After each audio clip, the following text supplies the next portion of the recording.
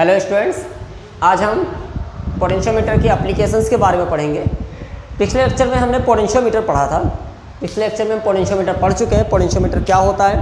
Potentiometer एक ऐसी device थी जिसकी हेल्प से किसी भी सेल के ईएमएफ को फाइंड कर सकते थे। पोटेंशियोमीटर का मेन यूज जो था EMF of cell, find the EMF of cell, find the EMF of cell, ये पोटेंशियोमीटर का मेन यूज़ था। हम किसी भी सेल के ईएमएफ को फाइंड कर सकते थे with the help of potentiometer. इसका यूज हम पोटेंशियल मेजरमेंट के लिए भी करते थे। Potential difference between 2 points, potential difference between any 2 points, यानी कोई भी 2 पॉइंट्स के बीच हम पोटेंशियल डिफरेंस को निकालने में भी इसका यूज करते थे, या फिर मेनली इसका यूज होता था किसी सेल के ईएमएफ को फाइंड करने में। ये हम पिछले लेक्चर में पढ़ चुके हैं। आज इसके अलावा और इसकी क्या क्या एप्लीकेशंस होती हैं, किसी सेल के ईएमएफ को फाइंड करने के अलावा और क्या क्या एप्लीकेशंस होती हैं, तो इसकी 2 एप्लीकेशन और होती हैं। पोटेंशियोमीटर की 2 एप्लीकेशन और होती हैं। कौन कौन सी? एक होता है compare the EMF of cell, पहली होती है कंपेयर ईएमएफ ऑफ 2 सेल, और दूसरी होती है इंटरनल रेजिस्टेंस फाइंड करना, किसी सेल का इंटरनल रेजिस्टेंस फाइंड करना। ये 2 एप्लीकेशंस और होती हैं। तो पहले तो हम सेल के ईएमएफ को कंपेयर करने के बारे में सीखेंगे कि कंपेयर कैसे करेंगे। तो कल हमने आपको पोटेंशियोमीटर के लिए सर्किट बनाया था। पिछले लेक्चर में हमने आपको पोटेंशियोमीटर का सर्किट बताया था कि कैसे बनेगा। सर्किट बनाने के लिए हम करते क्या हैं, सबसे पहले एक वायर लेते हैं। एक कंडक्टिंग वायर। हमने आपसे बताया था कि इस वायर की लेंथ बहुत ज़्यादा होनी चाहिए, नियर अबाउट 3 से 5 मीटर के आसपास, 3 से 5 मीटर के आसपास इसकी लेंथ होनी चाहिए। तो एक वायर लेंगे, इसको हमने नाम दे दिया, इस वायर के टर्मिनल्स को नाम दे दिया ए बी, ठीक है। सबसे पहले क्या करते हैं, टर्मिनल वायर के टर्मिनल ए से हम एक ऐसी बैटरी जोड़ते हैं जिसका पोटेंशियल हमें पहले से पता हो, यानी नॉन पोटेंशियल, नॉन ईएमएफ की बैटरी को हम कनेक्ट करते हैं। यानी एक ऐसी बैटरी या एक ऐसा सेल जोड़ते हैं जिसका ईएमएफ ऑलरेडी हम जानते हैं। यानी इसका काम क्या होता है? इसका काम होता है इस वायर ए बी में करंट को फ्लो कराना, जिससे वायर ए बी में पोटेंशियल डिफरेंस जनरेट हो। तो यहाँ पर हम एक नॉन बैटरी जोड़ते हैं, प्लस माइनस। ये बैटरी ऐसी बैटरी होगी जिसका ईएमएफ, जिसका पोटेंशियल सब कुछ हमें पहले से पता होगा। इसका इंटरनल रेजिस्टेंस, ईएमएफ, पोटेंशियल, ये सब हमें पहले से पता होगा। तो ये हम एक नॉन बैटरी जोड़ देते हैं। इसको हम एक रियोस्टेट से जोड़ देते हैं, और एक की से कनेक्ट करते हुए हम टर्मिनल बी से जोड़ देते हैं। टर्मिनल बी से जोड़ देते हैं। ये तो नॉर्मल हमारा पोटेंशियोमीटर का सर्किट हुआ। ये बैटरी देखिए क्या करेगी, ये बैटरी इस वायर ए बी में करंट फ्लो कराएगी।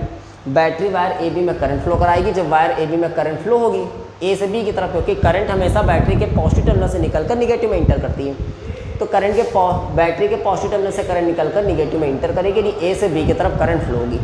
हमने आपको बताया है कि करंट जो होता है वो हमेशा हाई पोटेंशियल से लो पोटेंशियल की तरफ फ्लो होती है, हाई से लो की तरफ। क्या हाई पोटेंशियल? करंट हमेशा हाई पोटेंशियल से लो पोटेंशियल की तरफ फ्लो होती है, ऐसा हम आपको बता चुके हैं। इसका मतलब पॉइंट ए का पोटेंशियल हाई होगा, पॉइंट बी का पोटेंशियल लो होगा। तो कुल मिला के हम ये कह सकते हैं कि जो बैटरी, पहली बैटरी, इसको हमने कोई नाम दे दिया, हमने मान लिया इस बैटरी का नाम है बी ए। ये जो बैटरी बी ए है ये क्या करेगी, इस वायर ए बी में पोटेंशियल डिफरेंस को जनरेट करेगी। ए का पोटेंशियल हाई होगा, बी का पोटेंशियल लो होगा। ठीक, अब हमें वो 2 सेल्स लेने हैं जिनके ईएमएफ को कंपेयर करना है, चले हम पहले आपको पहला सेल देते हैं। तो जो पहला सेल होगा उसको भी टर्मिनल ए से ही जोड़ेंगे। पहले सेल को हमने टर्मिनल ए से जोड़ा, ये हमने टर्मिनल ए से पहले सेल को जोड़ा। प्लस और माइनस, सेल के सर्किट होते हैं प्लस और माइनस। हमने टर्मिनल ए से पहले सेल को जोड़ दिया, और साथ ही साथ इससे हमने एक की लगा दी। हमने इससे क्या किया, एक की जोड़ दी।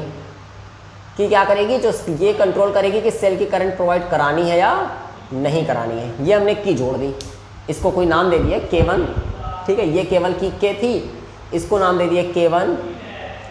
अब ये पहला सेल हो गया, इसका भी ईएमएफ कुछ ना कुछ होगा। हम मान लेते हैं जो पहला सेल हमने लिया है इसका ईएमएफ है E1, ठीक है। हमें लेकिन कंपेयर कराना है, compare the EMF of 2 cells. हमारे पास 2 सेल्स होने चाहिए। दूसरा सेल लेते हैं, तो दूसरा सेल भी हम ऐसे ही जोड़ेंगे जैसे पहला सेल जोड़े। कैसे? दूसरे सेल के पॉजिटिव को भी हम पॉइंट ए से ही जोड़ेंगे। दूसरे सेल के पॉजिटिव को भी पॉइंट ए से जोड़ देंगे, मतलब सारे पॉजिटिव एक ही तरफ जुड़े होंगे। कहने का मतलब ये हुआ कि पॉइंट ए से ही बैटरी का भी पॉजिटिव जुड़ा है, पॉइंट ए से इस वाले सेल का भी पॉजिटिव जुड़ा है, और पॉइंट ए से ही दूसरे सेल का भी पॉजिटिव टर्मिनल ही जोड़ेंगे, प्लस और माइनस। क्यों जोड़ेंगे ऐसा?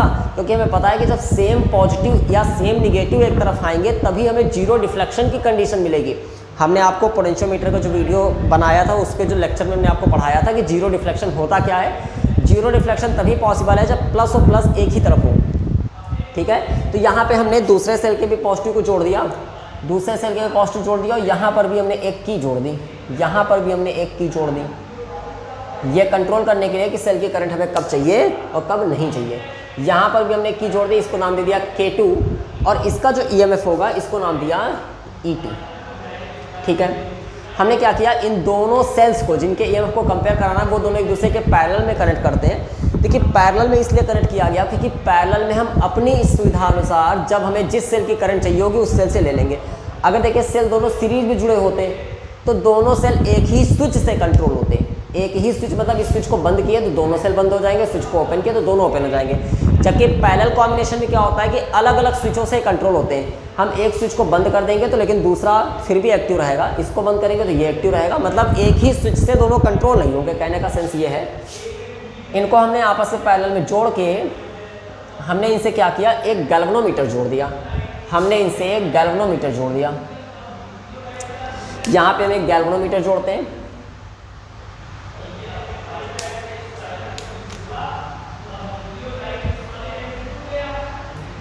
ये एक गैल्वेनोमीटर हमने जोड़ दिया, ठीक है बेटा। ये एक गैल्वेनोमीटर है।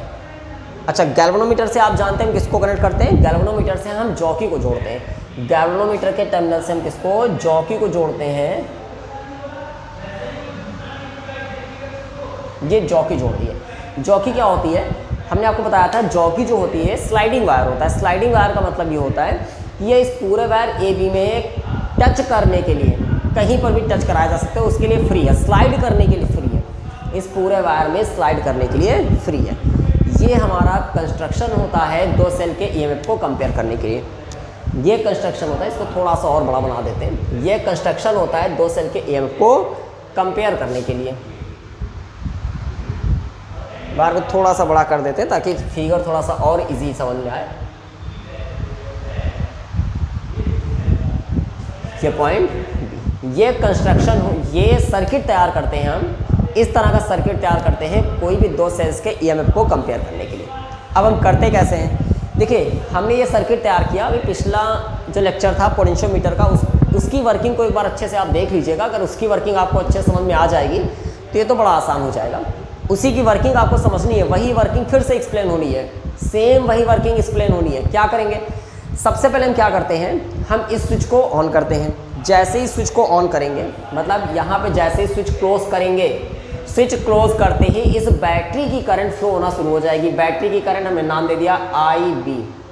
बैटरी करंट फ्लो होना शुरू हो जाएगी। बाकी हमने कोई स्विच अभी ऑन नहीं किया, ना ही जॉकी को भी जोड़ा है। हमने सिर्फ और सिर्फ इस स्विच को क्लोज किया है। इस स्विच को क्लोज करते ही बैटरी की करंट IB फ्लो होना शुरू हो जाएगी। और कहाँ आएगी? वायर AB में। बैटरी करंट IB जो फ्लो होना शुरू होगी वो वायर AB में आएगी। वायर AB में करंट आएगी और करंट A से B की तरफ फ्लो होगी। करंट A से B की ओर फ्लो होगी। इसका मतलब A का पोटेंशियल हाई हो जाएगा, B का पोटेंशियल लो हो जाएगा। ये तो नॉर्मल सा हुआ। ये भी आप पीछे लेक्चर में पढ़ चुके हैं कि किसी भी वायर में जो आपके पॉइंट्स होते हैं, ये A और B, जैसे हम इस वायर की बात करें, ये A और ये B। हमने कहा करंट A से B की तरफ फ्लो हो रही, मतलब A का पोटेंशियल हाई होगा, A का पोटेंशियल हाई होगा VH, B का पोटेंशियल लो होगा VL। ऐसा हम शो कर दे रहे हैं। तो अगर A का पोटेंशियल मान लेते हैं 100 है, इसका पोटेंशियल 100 है और इसका पोटेंशियल 0 है, तो A से B की तरफ जैसे से आगे बढ़ेंगे वैसे से पोटेंशियल घटेगा, तभी तो 0 पे पहुंचा। इसका 100 है तो इसका 80 होगा, इसका 60 होगा, इसका 40 होगा, ये 20 होगा, ये 0 होगा। इस तरह से लगातार घटता जाएगा। तो जैसे से आगे बढ़ेंगे वैसे पोटेंशियल तो घटता है लेकिन डिफरेंस बढ़ेगा। कैसे? अगर हम A से इसके बीच का डिफरेंस निकाले तो 20 हुआ, यहाँ से ये डिफरेंस निकाले तो 40 हुआ, ये डिफरेंस निकाले तो 60 हुआ। मतलब हम जैसे से आगे बढ़ेंगे वैसे से डिफरेंस क्या होता जाएगा? डिफरेंस बढ़ता जाएगा। कौन सा डिफरेंस? Potential difference. यानी वायर में A से B की तरफ चलने पर पोटेंशियल तो घटेगा लेकिन पोटेंशियल डिफरेंस बढ़ेगा। और जो करंट फ्लो होती है वो पोटेंशियल की वजह से नहीं फ्लो होती, पोटेंशियल डिफरेंस की वजह से फ्लो होती है। करंट किसकी वजह से फ्लो होती है? पोटेंशियल डिफरेंस की वजह से। तो इसका मतलब अगर पोटेंशियल डिफरेंस ज़्यादा होगा तो करंट फ्लो होगी, पोटेंशियल डिफरेंस कम होगा, मतलब जिसका पोटेंशियल डिफरेंस ज़्यादा होगा करंट उसकी फ्लो होगी, क्योंकि हमने बताया करंट किसकी वजह से फ्लो होती है? पोटेंशियल डिफरेंस की वजह से। जिसका पोटेंशियल डिफरेंस ज़्यादा होगा करंट हमेशा उसी की फ्लो होगी। ठीक है, अब यहाँ पे हम करते क्या है समझिए। इसके लिए ये लेक्चर आप देखने से पहले एक बार पोटेंशियोमीटर की वर्किंग जरूर अच्छे से देखिएगा, तभी आपको ज़्यादा बेटर समझ में आएगा। पोटेंशियोमीटर की वर्किंग आप जरूर देखिएगा। हमने क्या किया, अभी हमने इस K1 को क्लोज कर दिया, समझिएगा ध्यान से, हमने K1 को क्लोज कर दिया, ये अभी भी ओपन रहा। अब आप बताइए अगर ये वाली की अभी भी ओपन रही तो इस सेल का कोई मतलब है? जब की ओपन है मतलब सेल एक्टिव नहीं है। थोड़ी देर के लिए हम हटा ही देते हैं सेल, छोड़ो। जब सेल ये एक्टिव नहीं है हमने हटा दिया, हमने इसको क्लोज किया और ये सेल यानी हट गया। इसको क्लोज करने के बाद हमने जॉकी को जगह जगह टच कराया, यही पुराना प्रोसेस है, हमने बताया ना पोटेंशियोमीटर की वर्किंग को आप चेक करिएगा, वही वर्किंग है। इसको क्लोज करने के बाद जॉकी को हमने ए से लेकर बी तक जगह जगह टच कराया। टच कराने पर कहीं ना कहीं हमको गैल्वेनोमीटर में क्या मिलेगा? जीरो डिफ्लेक्शन मिलेगा। हमें गैल्वेनोमीटर में क्या मिलेगा? Zero deflection. गैल्वेनोमीटर में जिस पॉइंट पे जीरो डिफ्लेक्शन मिल जाए, हमने मान लिया ये कोई पॉइंट ले लिया, हमने जॉकी को यहाँ पे टच कराया, ये पॉइंट मान लेते हैं J1, और यहाँ पे टच कराने पर हमें यहाँ पे गैल्वेनोमीटर में क्या मिला? Zero deflection. तो जिस पॉइंट पर हमें गैल्वेनोमीटर में जीरो डिफ्लेक्शन मिल जाएगा उसको हम इंडिकेट कर लेंगे। इस पॉइंट को इंडिकेट करने के बाद हम यहाँ से लेके A से लेके J1 के बीच की लेंथ को मेज़र कर लेंगे। ठीक है, ये लेंथ L1 मान लिए, A से लेके J1 तक की लेंथ को मेज़र कर लिए, ये लेंथ L1 मान लिए। अब इससे क्या हुआ? देखिए जीरो डिफ्लेक्शन का सेंस क्या है? जीरो डिफ्लेक्शन का सेंस क्या है? ये है कि इस समय इस सेल का EMF A और J1 के बीच के पोटेंशियल डिफरेंस के इक्वल है। इसका मतलब हुआ EMF ऑफ सेल 1, हम ये बोल सकते हैं कि ऐसी सिचुएशन में EMF ऑफ सेल ब्रैकेट में कितना? E1 इक्वल टू है potential difference between A and J1। देखिए जीरो डिफ्लेक्शन का सेंस ही यही होता है, जीरो डिफ्लेक्शन मिला इसका मतलब ये हुआ कि यहाँ पर कोई भी करंट फ्लो नहीं हो रही हो। करंट तभी फ्लो नहीं होगी जब पोटेंशियल बराबर हो जाए। किसके? A और J1 के बीच का पोटेंशियल डिफरेंस बनाया था बैटरी ने। A और J1 के बीच का पोटेंशियल डिफरेंस किसने बनाया था? बैटरी ने। और यहाँ पे देखिए सेल के पॉजिटिव टर्मिनल से भी तो करंट जा रही होगी, IC, बैटरी करंट आ रही थी IB। हमने कहा दोनों करंट एक दूसरे के अपोजिट हो गए, और ना ही करंट IB गैल्वेनोमीटर के पास पहुंची ना ही IC पहुंची। क्यों? क्योंकि दोनों करंट सेम पावर की हो गई। सेम पावर का मतलब करंट को जो जनरेट कर रहा है उनकी पावर सेम है। IB की करंट को कौन जनरेट कर रहा है? Potential difference. जबकि IC की करंट को कौन जनरेट कर रहा है? EMF। तो हम कह सकते हैं EMF of cell E1 equal to potential difference between A and J। तो EMF E1 A और J के बीच का पोटेंशियल डिफरेंस होगा KL1। अब ये कहाँ से आया? हमने आपको पिछले लेक्चर में चीज़ पढ़ाई है कि पोटेंशियल डिफरेंस का फॉर्मूला होता है V इक्वल टू KL। ये पोटेंशियल डिफरेंस का फॉर्मूला होता है। K क्या है? Potential gradient. L है जिस लेंथ पे जीरो डिफ्लेक्शन मिला, जिस लेंथ पे जीरो डिफ्लेक्शन मिला हमें, तो KL1। हमें पहले सेल का EMF मिल चुका है, बेटा बाकी अगर इसकी वर्किंग आपको ना क्लियर हो तो आप इसके ठीक पहले का वीडियो पोटेंशियोमीटर को एक बार देख लीजिए, वहाँ पर आपको ये पूरी वर्किंग समझ में आ जाएगी कि ये E1 इक्वल टू KL1 कैसे हुआ। उसको बहुत कायदे से एक्सप्लेन किया गया है, बार बार उतना एक्सप्लेन नहीं किया जा सकता है, टाइम बहुत ज़्यादा वेस्ट होगा। तो आप पिछला वीडियो देख सकते हैं जिसमें आपको पोटेंशियोमीटर की वर्किंग समझ में आ जाएगी कि ये आया कैसे। चलिए हमने पहले सेल के लिए निकाल लिया। ये सिचुएशन कब आई? When K1 is closed. ये सिचुएशन तब मिली when K1 is closed and यहाँ पे K2 था एंड K2 इज ओपन। यानी ये सिचुएशन को तब मिली जब कि K1 तो हम क्लोज रखेंगे लेकिन K2 ओपन रखेंगे। K2 को हम बना देते हैं, हमने रफ कर दिया था समझने के लिए।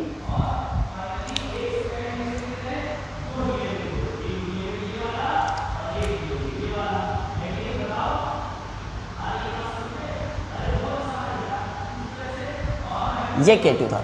K1 को तो क्लोज कर दिए थे लेकिन K2 अभी भी ओपन थी। इसका मतलब पहला वाला सेल तो एक्टिव था लेकिन दूसरा वाला सेल एक्टिव नहीं है, क्योंकि जब इसकी की ओपन नहीं है, इसकी की क्लोज है, मतलब इसकी की जो आपकी है वो ओपन है, मतलब ये सिलेक्टिव नहीं है, इससे कोई करंट फ्लो नहीं हो रही है। ठीक है, पहली सिचुएशन हो गई, इसको इक्वेशन फर्स्ट मान लिए। अब दूसरी कंडीशन में पहुंचते हैं।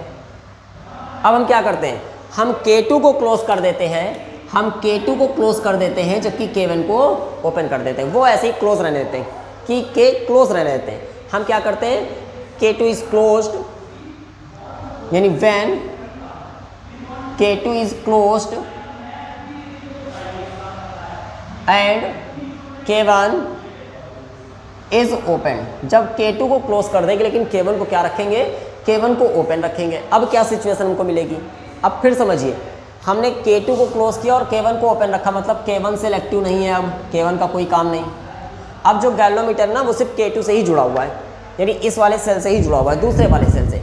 फिर से हमने वही काम किया, जॉकी को ये सारा काम खत्म, क्योंकि उस सेल का काम खत्म। जॉकी को फिर से जगह जगह टच कराया, इस जॉकी को इस वायर AB में हर जगह पर टच कराया। जब जॉकी को टच कराया तो फिर से हमको कोई ना कोई पॉइंट ऐसा मिलेगा, फिर से कोई ना कोई पॉइंट ऐसा मिलेगा जहाँ पर गैल्वेनोमीटर में कोई डिफ्लेक्शन ना हो रहा हो।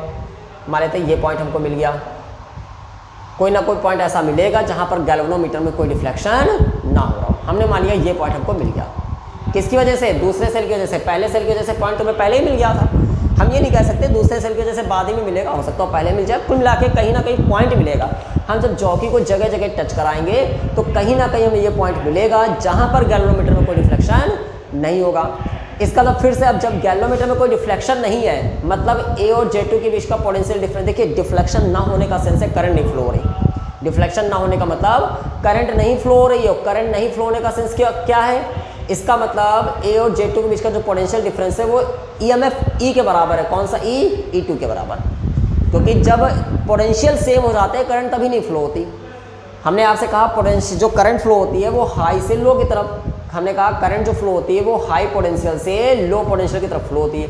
लेकिन अगर दोनों पोटेंशियल सेम हो जाए, अगर दोनों पोटेंशियल सेम हो जाए तो करंट फ्लो नहीं होगी। तो इस वायर में करंट फ्लो हो रही थी पोटेंशियल डिफरेंस की वजह से, जो कि बैटरी जनरेट कर रहा था, और यहाँ पे सेल की भी करंट जा रही थी जो कि सेल जनरेट कर रहा था। लेकिन अगर सेल की करंट यानी सेल का EMF, क्योंकि सेल की करंट किसकी वजह से बन रही थी, EMF की वजह से, और वायर में करंट किसकी वजह से बन रही थी, पोटेंशियल डिफरेंस की वजह से। अगर दोनों बराबर हो जाएं तो करंट फ्लो नहीं होगी। यानी when K2 is closed and K1 is open, then at the condition of zero deflection, ये आप एक लाइन लिख लेंगे, at the situation of zero deflection,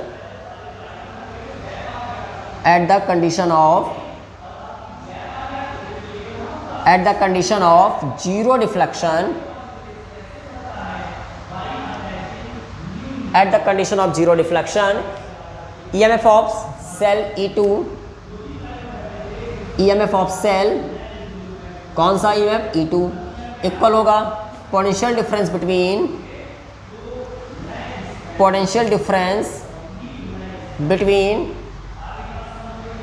A and J2। यानी अब ऐसी सिचुएशन में जो सेल का EMF E2 होगा वो A और J2 के बीच के पोटेंशियल डिफरेंस के बराबर होगा। अब ये जो J2 पॉइंट मिला है, हम इसकी लेंथ को मेजर कर लेते हैं, क्योंकि यहाँ पर हमारे पास वुडन स्केल लगी होगी। जो वायर होता है पूरी तरह से वुडन स्केल पे होता है, जिससे हम लेंथ को मेजर कर सकते हैं।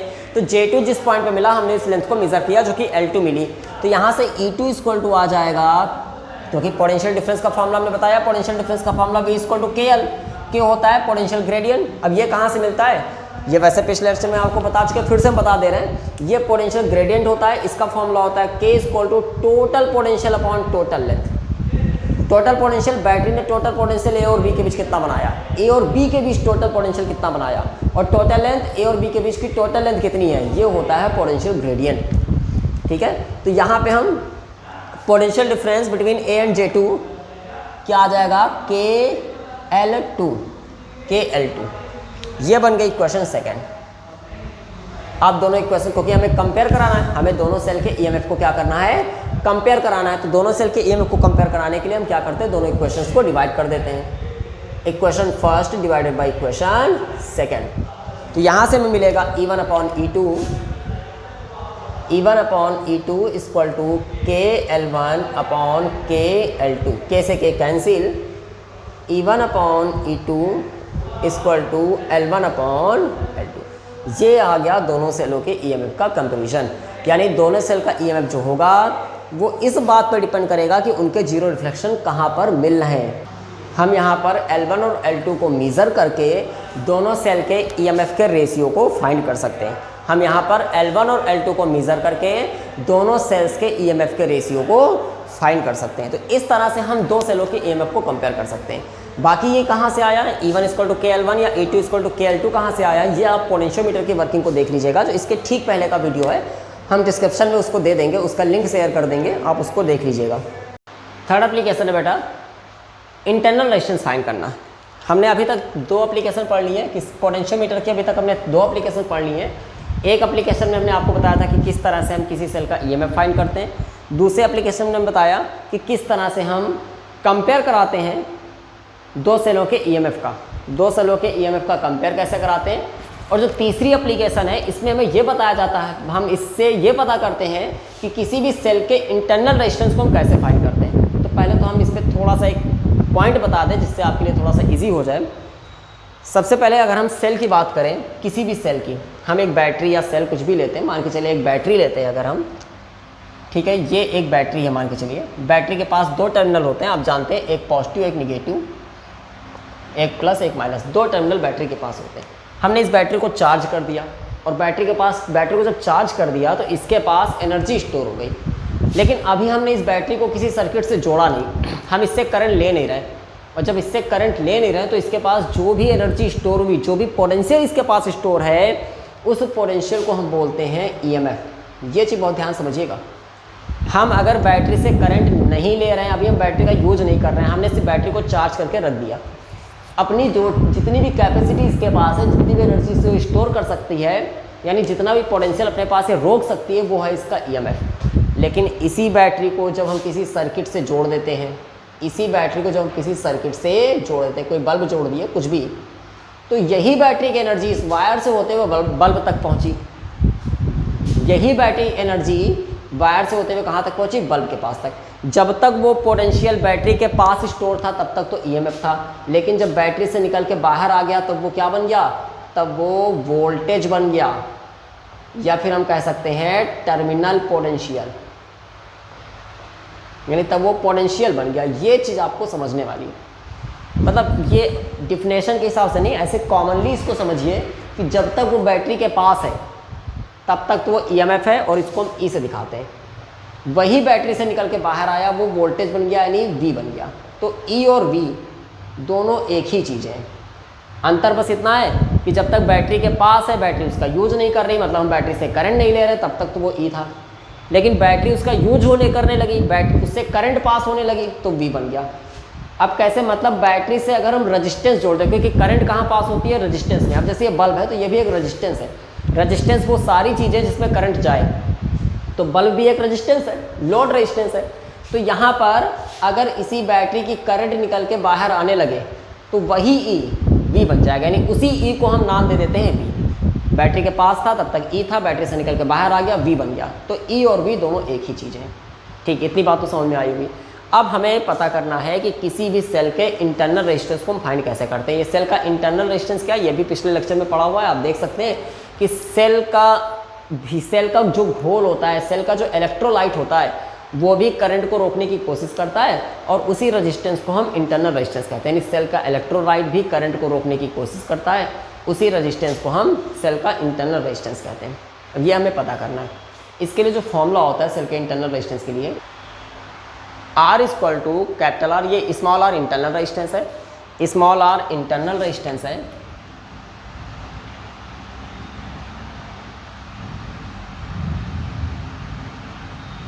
कैपिटल R जो है वो एक्सटर्नल रेजिस्टेंस, एक्सटर्नल मतलब बाहर से जोड़ा गया रेजिस्टेंस, सेल का रेजिस्टेंस नहीं, बाहर से जोड़ा गया रेजिस्टेंस, वो कैपिटल R है। कैपिटल R एक्सटर्नल रेजिस्टेंस है। जो E है, अभी मैंने थोड़ी देर पहले बताया, E EMF है, V वोल्टेज है। E कब तक काम करेगा, जब तक R काम नहीं करेगा तब तक तो E रहेगा, और R के काम करते ही V बन जाएगा। मतलब जब तक इस बाहर से जोड़े गए रेजिस्टेंस में करंट नहीं आएगी तब तक वही सेल जो देगा वो E होगा, लेकिन बाहर से जोड़े गए रेजिस्टेंस में करंट आने लगेगी तो V बन जाएगा। तो अगर हमें सेल का इंटरनल रेजिस्टेंस चाहिए तो हमें ये तीन चीज़ें पता करनी पड़ेंगी। क्या, एक R, E और V। ये तीन चीज़ें अगर पता कर ले और ये तीनों इस फॉर्मूले में रख दे तो हमें सेल का इंटरनल रेजिस्टेंस पता चल जाएगा। सेल का इंटरनल रेजिस्टेंस पता करने के लिए हमें ये 3-4 चीज़ें पता करनी है। कौन कौन पता करना है? कैपिटल आर पता करना है, एक्सटर्नल रेजिस्टेंस, ई पता करना है, ईएमएफ, और वी पता करना है वोल्टेज। ठीक, अब देखिए कैसे करेंगे। तो इसके लिए हमें सर्किट तैयार करते हैं। जो हमारा सर्किट होगा उसमें क्या क्या यूज करेंगे हम, तो पोटेंशियोमीटर ही यूज करना है। तो पोटेंशियोमीटर बनाने के लिए आप पहले से जानते हैं कि ये एक वायर ए बी लेते हैं, वायर ए बी के टर्मिनल ए को एक बैटरी के पॉजिटिव से जोड़ते हैं, जबकि टर्मिनल बी को की रियोस्टेट से होते हुए निगेटिव जोड़ देते हैं। ये बैटरी क्या करती है? ये बैटरी करंट प्रोवाइड कराती है सर्किट में। ये बैटरी इस वायर ए बी में करंट फ्लो कराती है, जिससे पोटेंशियल जनरेट होता है। ए का पोटेंशियल हाई होता है, बी का पोटेंशियल लो होता है। इतना आप पीछे लेक्चर में पढ़ चुके हैं ना। आप जिसको पता हो वो पोटेंशियोमीटर का लेक्चर अच्छे से देख ले, ये सारी चीज़ें उसको क्लियर हो जाएंगी। वो पोटेंशियोमीटर वाला लेक्चर अच्छे से देख ले, उसको ये सारी चीज़ें क्लियर हो जाएंगी। ए का पोटेंशियल हाई हो जाएगा, बी का पोटेंशियल लो हो जाएगा। ठीक, जैसे से आगे बढ़ेंगे वैसे से पोटेंशियल घटता जाएगा, लेकिन डिफरेंस बढ़ता जाएगा। ठीक, हमने एक सेल जोड़ दिया, इसका ईएमएफ मान लेते ई है, इसका ईएमएफ ई है इस सेल का, और इसी सेल का इंटरनल रेजिस्टेंस हमको फाइंड करना है। हमें इसी सेल का इंटरनल रेजिस्टेंस फाइंड करना है। साथ में एक की जोड़ दी, इसके पैरेलल में एक रेजिस्टेंस बॉक्स जोड़ दिए। हमने पैरेलल में क्या जोड़ दिया? Resistance box. ये रेजिस्टेंस बॉक्स क्या करता है? रेजिस्टेंस बॉक्स के पास यानी एक बॉक्स जैसा शेप होता है, और इसमें कई सारे पेच लगे होते हैं, कई सारे स्क्रू लगे होते हैं, और सबके सामने कोई ना कोई वैल्यू लिखी होती है। हम जिस स्क्रू को, ऐसे स्क्रू सब में लगे होते हैं जैसे पेन में कैप, हम जिसको निकाल लेंगे, हम जिस स्क्रू को निकाल लेंगे उसके सामने जो लिखा होगा, जैसे हमने इस वाले स्क्रू को निकाला, इस वाले पेज को निकाला और इसके सामने 5 ओम लिखा है, मतलब अब ये निकल गया, लेकिन इस पूरे बॉक्स का रजिस्टेंस 5 ओम है, यानी नॉन रजिस्टेंस है, हम ऐसा भी कह सकते हैं। रजिस्टेंस बॉक्स एक नॉन रजिस्टेंस है जिसकी वैल्यू ऑलरेडी हमें पता होती है। एक ऐसा रजिस्टेंस है जिसकी वैल्यू ऑलरेडी हमें पता होती है। ठीक है, हमने क्या किया, इन दोनों को पैरेलल में जोड़ के ये गैल्वेनोमीटर जोड़ दिया, गैल्वेनोमीटर से जॉकी जोड़ दी। इतना सब आप जानते हैं। अब देखिए हम कैसे निकालेंगे सारी चीज़ें जो भी हमें चाहिए थी, क्योंकि इंटरनल रेजिस्टेंस निकालने के लिए हमें 3 चीज़ें चाहिए थी। अभी हमने बताया इंटरनल रेजिस्टेंस निकालने के लिए ई पता होना चाहिए, वी पता होना चाहिए, आर पता होना चाहिए। ये 3 चीज़ें पता होनी चाहिए। चलिए पहले हम ई को देखें कैसे निकालते हैं।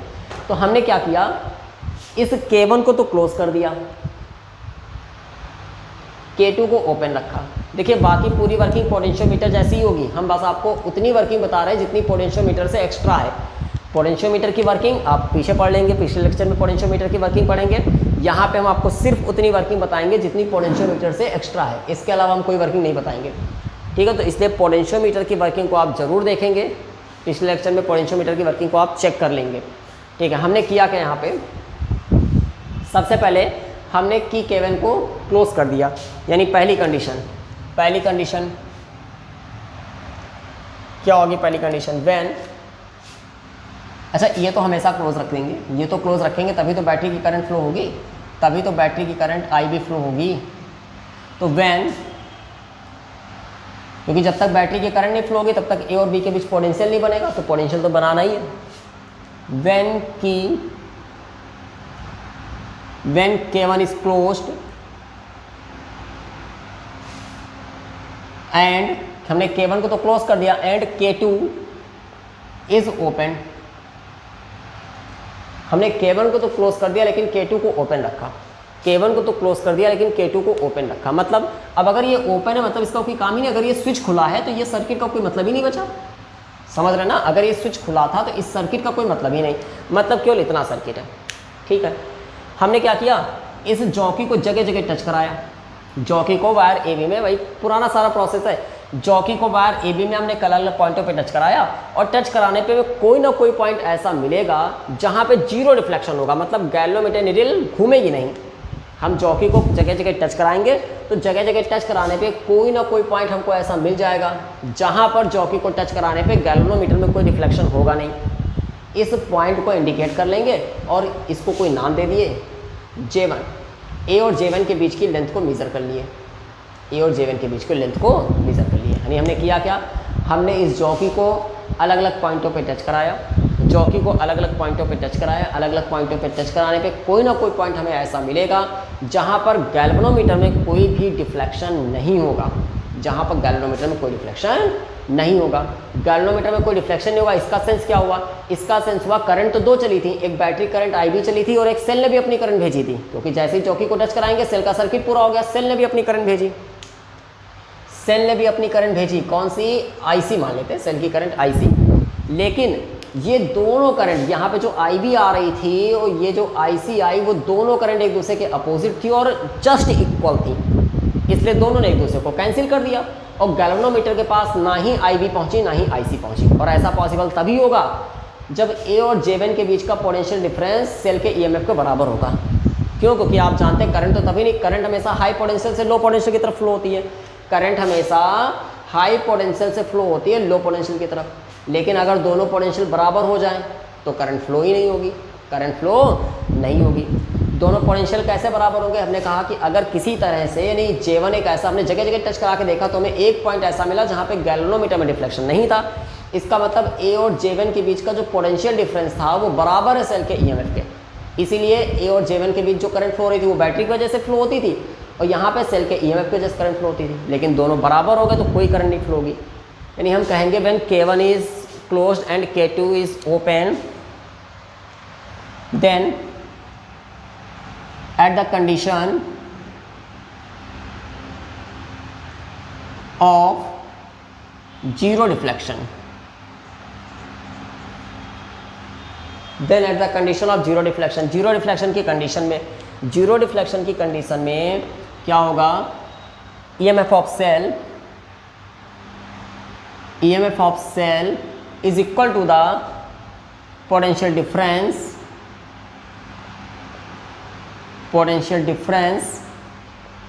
between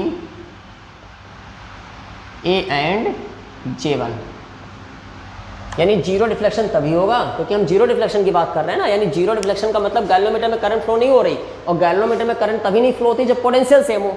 तो एक तो सेल का EMF है जिसकी वजह से करंट IC जा रही है, दूसरा ये पोटेंशियल डिफरेंस है A और J के बीच का जिसमें करंट बैटरी की वजह से आ रही है, यानी दोनों क्या हो जाएंगे? सेम हो जाएंगे। तो EMF ऑफ सेल मतलब E, EMF ऑफ सेल मतलब E equal to potential difference of A and J1, तो A और J1 के बीच के पोटेंशियल डिफरेंस मतलब V। क्लियर? अब देखिए समझिए थोड़ा सा ऐसे, ये V यहाँ पे देखिए पोटेंशियल डिफरेंस हम कैसे निकालते हैं। तो पोटेंशियल डिफरेंस का फॉर्मूला हमने आपको बताया है, पोटेंशियल डिफरेंस का फॉर्मूला V इक्वल टू होता है KL। K क्या है? Potential gradient. K क्या है? Potential gradient. ये भी आप पिछले लेक्चर में पढ़ सकते हैं, पोटेंशियोमीटर वाले लेसन में हमने बताया ना कि इसमें सिर्फ आपको उतना बताया जाएगा जो आपने पोटेंशियोमीटर वाले लेक्चर में नहीं पढ़ा, यानी एक्स्ट्रा, बाकी सब चीज़ें तो पुरानी हैं। ये एक एप्लीकेशन है, उसकी कैसे हम यूज करते हैं। तो V equal to KL, L क्या है? जो लंबाई हमने मेजर की, तो E equal to KL1, E equal to KL1। ये हमें E मिल गया, हमें एक चीज़ मिल चुकी है, E मिल चुका है हमें। अब हम क्या करते हैं? इतना करने के बाद हम अपने रेजिस्टेंस बॉक्स को, जो E मिल चुका है, हमें तीन चीज़ चाहिए, E, V और R, E मिल चुका है। अब हम क्या करते हैं? रेजिस्टेंस बॉक्स को जोड़ देते हैं।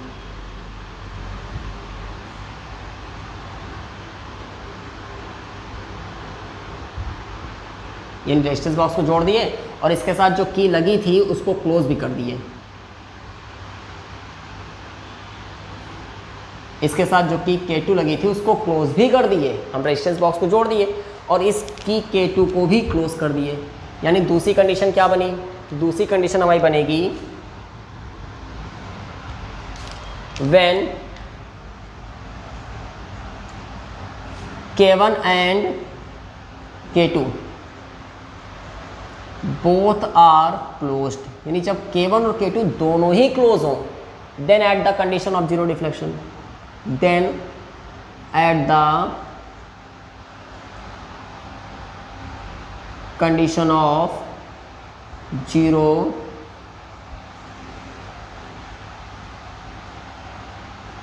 डिफ्लेक्शन। अब समझिए क्या है, हमने क्या किया? K1 तो ऑलरेडी हमारी क्लोज थी, हमने K2 को भी क्लोज कर दिया। K2 को क्लोज करते ही हमने इस रेजिस्टेंस बॉक्स से एक पिन को बाहर निकाल लिया।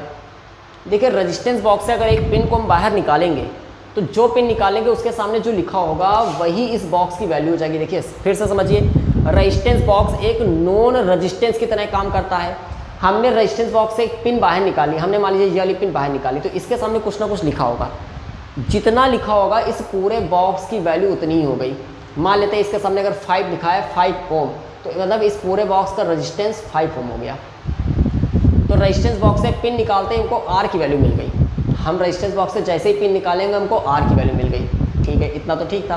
अब लेकिन आप ये बताइए, यहाँ से R तो हमको मिल चुका है, यहाँ से R हमको मिल चुका है, लेकिन जैसे ही इस की को हम क्लोज करेंगे, अब जो सेल की करंट थी वो दो जगह बट गई। कैसे? जो सेल की करंट निकली थी एक सेल के पॉजिटिव से यहाँ पहुँची, उसको दो रास्ते दिखे। अब तक जब तक ये की ओपन थी तब तक सेल की करंट नीचे आएगी ही नहीं, क्योंकि उसको सर्किट नहीं मिलेगा। लेकिन जैसे ही की को हमने क्लोज किया, अब सेल की करंट जो यहाँ पहुँची थी वो दो रास्तों में बढ़ गई। एक पोर्शन ऊपर चला जाएगा और एक पोर्शन नीचे चला जाएगा। IC डैश मान लिया इसको, यानी सेल की करंट का कुछ पोर्शन एक्सटर्नल रेजिस्टेंस में यूज हो गया। अब समझिए, याद करिए हमने अभी क्या बताया कि जब तक सेल या बैटरी की करंट का यूज ना हो तब तक उसके पास जो होता है वो E होता है। जब तक सेल या बैटरी करंट का यूज ना हो तब तक जो होता है वो E होता है। लेकिन जैसे ही सेल की करंट का यूज होने लगता है, वैसे ही वो E कन्वर्ट हो जाता है V में। वैसे ही वो E कन्वर्ट किस में हो जाता है? V में हो जाता है। अब हम इसी मेथड से जो अब E निकालेंगे वो E नहीं होगा, वो V होगा। जब तक सेल की करंट का कहीं यूज ना हो, क्योंकि जब तक ये बॉक्स हमारे पास था ही नहीं, सेल की करंट केवल ऊपर जा रही थी, वो भी गैल्वेनोमीटर में पहुंच नहीं रही थी। हमने देखा गैल्वेनोमीटर में नहीं पहुंच रही थी। क्यों? क्योंकि जीरो डिफ्लेक्शन मिल रहा था। क्योंकि जीरो डिफ्लेक्शन मिल रहा था मतलब सेल की करंट कहीं भी नहीं यूज हो रही थी, तब तक तो वो E था। लेकिन जैसे हमने इस रेजिस्टेंस बॉक्स को बंद किया, सेल की करंट का एक हिस्सा इसके पास भी तो आया, मतलब सेल की करंट यूज में आ गई। और सेल की करंट यूज में आ गई तो वही E बन जाएगा V। ठीक है, अब कंडीशन क्या होगी फिर से समझिए। हमने क्या किया, इसको क्लोज किया, सेल की करंट का कुछ हिस्सा नीचे आया, कुछ हिस्सा ऊपर गया। जो हिस्सा ऊपर गया वो किससे टकराया? ऊपर वाली IB वाली करंट से।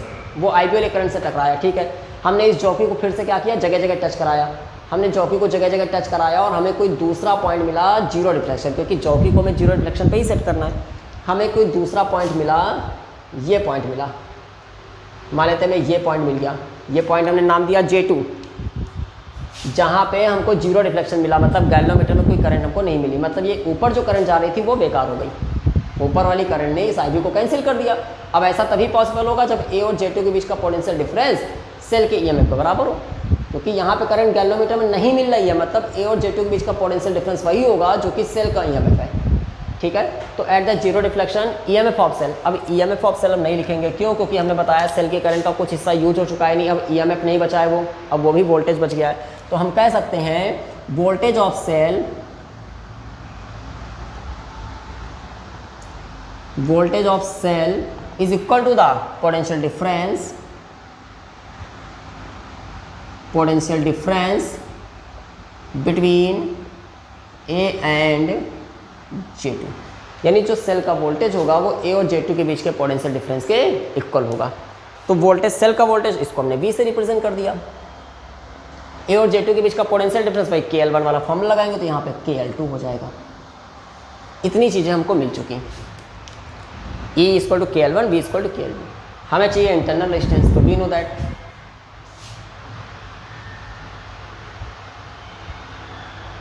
दैट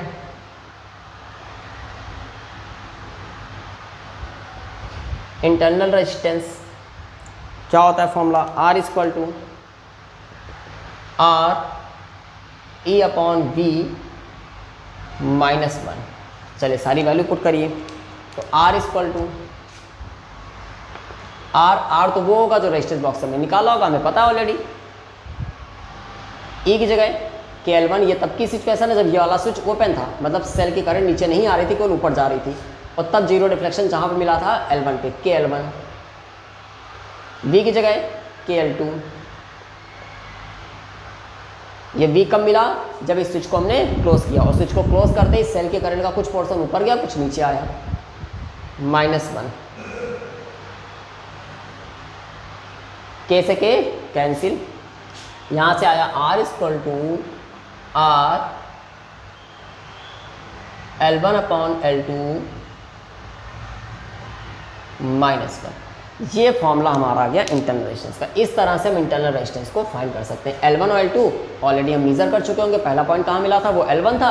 दूसरा पॉइंट जहाँ मिला वो L2 था। ये ऑलरेडी हम मेजर कर चुके होंगे। 1 हमें पता है। R इस रेजिस्टेंस बॉक्स से हमने जो निकाला होगा वो हमारा R है। रेजिस्टेंस बॉक्स से जो पिन निकाली होगी उसके सामने जो वैल्यू लिखी होगी वो R है। तो इस तरह से हम सेल के इंटरनल रेजिस्टेंस को मेजर कर लेंगे। ये था इंटरनल रेजिस्टेंस फाइंड करना पोटेंशियोमीटर की हेल्प से। क्लियर?